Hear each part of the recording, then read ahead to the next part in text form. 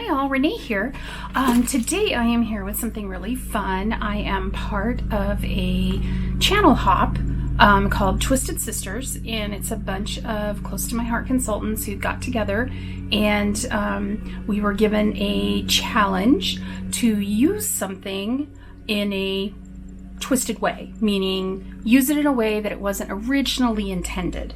So what I have here today is I have one of our brand new thin cuts. Our catalog went live on, let's see, today. Yeah, actually, when you're seeing this video, our catalogs are live. We have a brand new yearly catalog, and then we have a brand new 2-month special catalog. A lot of fun stuff coming, a lot of mixed media. I am so excited. We've expanded our stickles, we've brought in some gloss sprays, all kinds of fun stuff happening. I don't have all of my stuff yet, but I do have, this is our new layered floral background thin cut.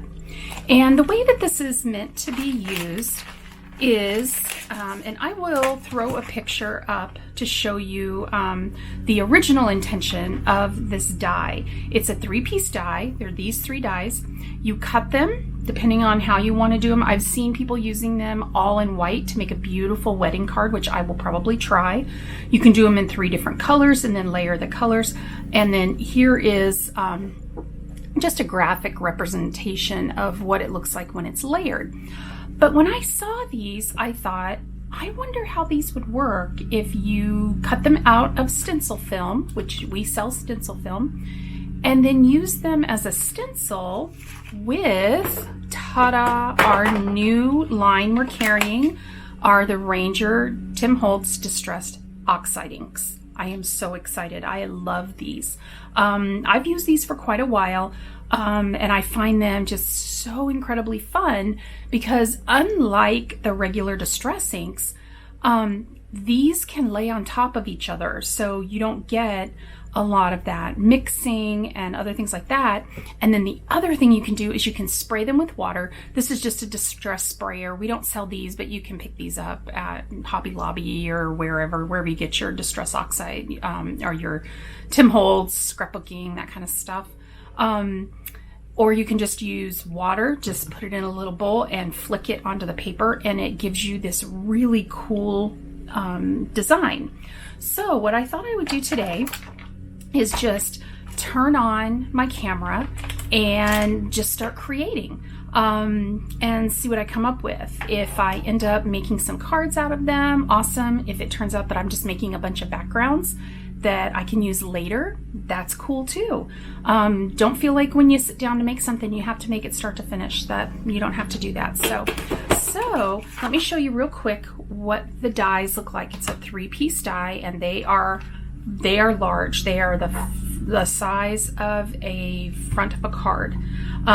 So what I'm going to do is I'm going to cut these 3 out of my stencil film that I have here. Then I'm going to start messing around and see what I come up with. Now, Distress Watercolor cardstock, we are carrying that in the 8.5 by 11 size, so the big sheet, which is awesome.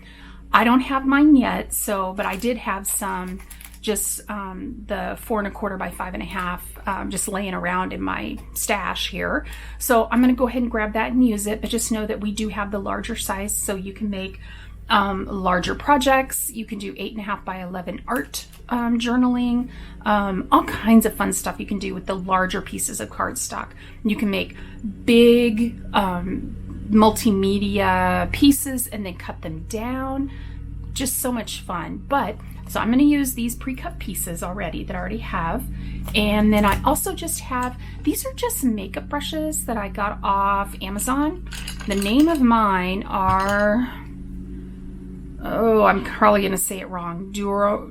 Durarime. I don't know. Here, you can see. I'll show you.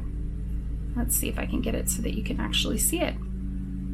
Come on. Focus. There we go.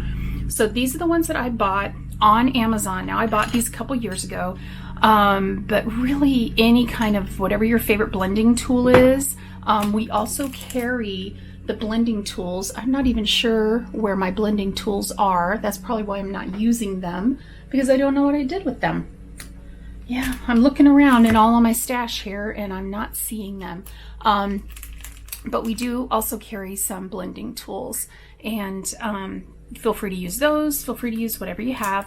We're going to get to work here. So I'm just going to throw on some music and go to town playing. I hope you enjoy.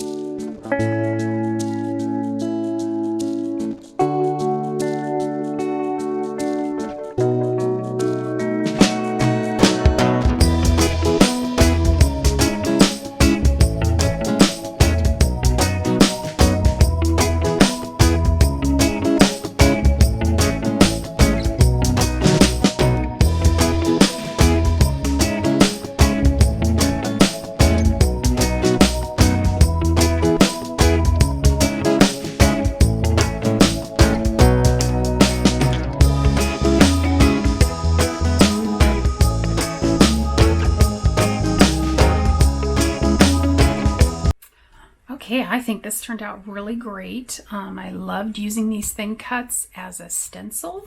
It worked out really well using cardstock, and as a matter of fact, now I've got this that I can glue together, cut down, and use it also as a background. So those are my 3 stencils that I used.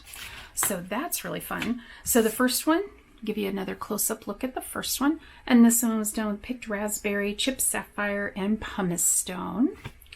And then this is the second one I did, and this one was done with seedless preserves, tattered rose, and mustard seed, and then I also used water to make a spackling effect. So I hope you enjoyed my project today. I think probably what I'll do is I'll use these on some cards and just put a simple sentiment on them because they have so much going on. They're just so beautiful. And then I'll probably do the same thing with this. So if you have any questions about any of the supplies I used, the colors I used, just leave me a comment down below and I will be more than happy to get back with you. If you're not already a subscriber, I would love it if you would subscribe. Just go ahead and push the subscribe button down at the bottom, or at the very end of my video, you'll see my face. Just click my face and then you can hit subscribe from there. And I hope you will hop on to the next person. I will have a list down in the description box of who the next person is on the video hop. And I hope you have a fun time watching how we twist these products to use them in a different way. Have a great day. Bye-bye.